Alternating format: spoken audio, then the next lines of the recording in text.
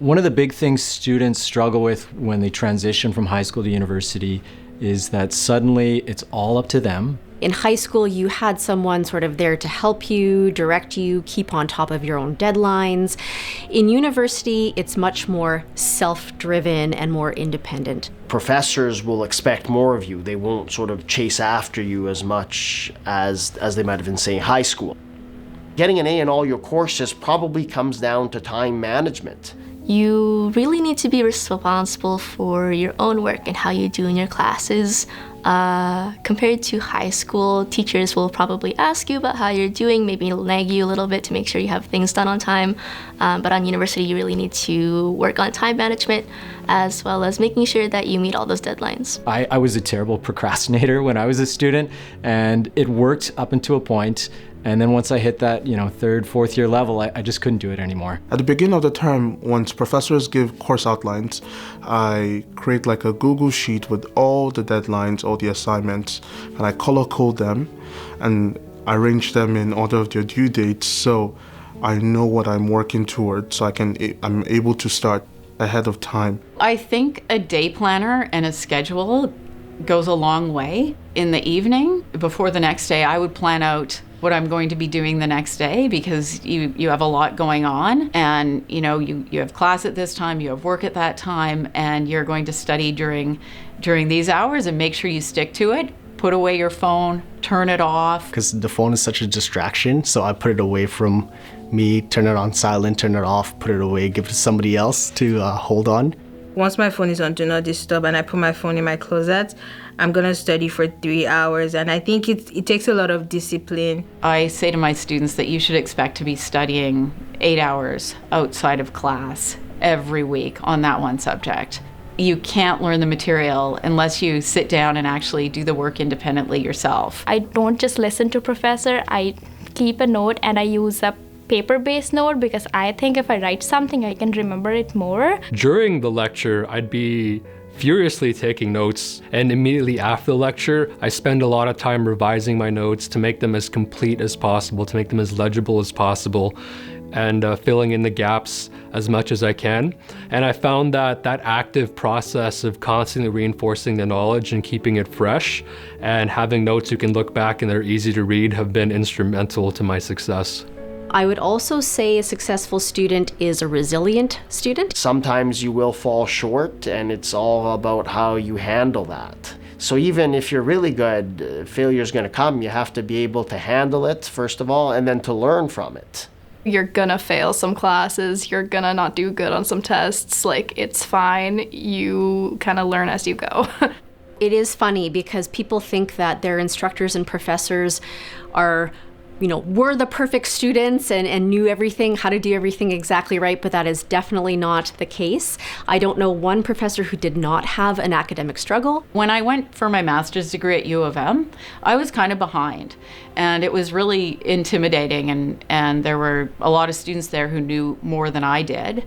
I went and I spoke with my instructor. I was intimidated to speak to instructors. There was nothing specifically scary about that person, but just all professors are a little bit intimidated by them. He was extremely helpful, and I think he was really appreciative of getting to have a little one-on-one time with a student talking about a material that he cared so deeply about.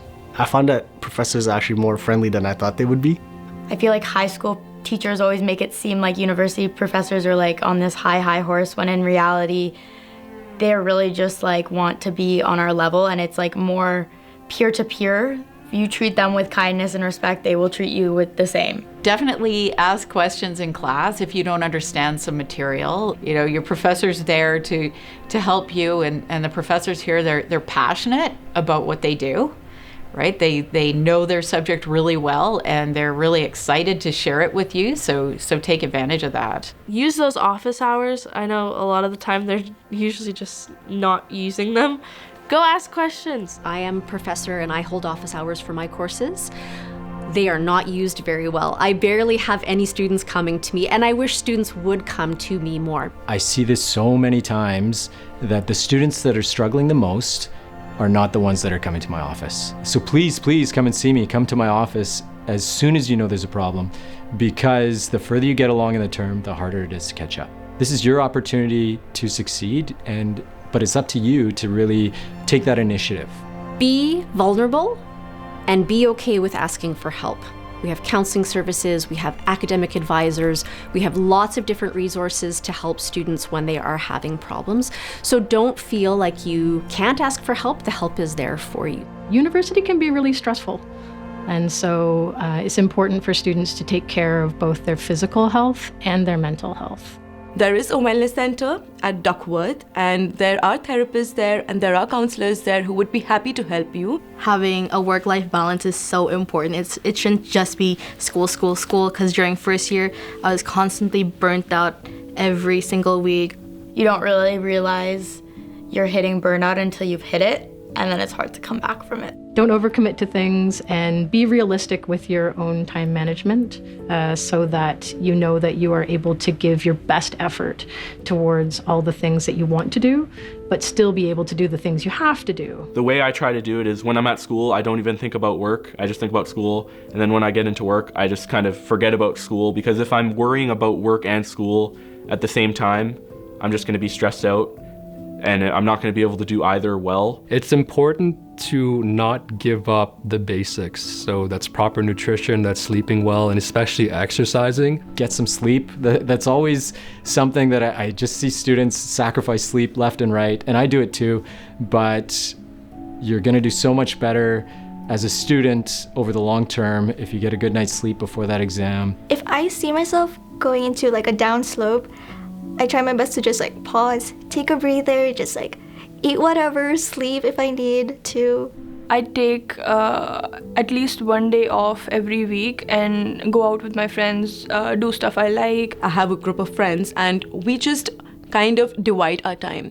When we have to party, we party. When we have to go out, we go out. But when it comes to studying, we make sure that we also study as a group. It will never be easier to meet people with common interests, to make friends. The experience of university is so much more than just sitting in class, taking notes. It's this really cool time in your life where all these opportunities are open to you, and you just have to go out there and find them.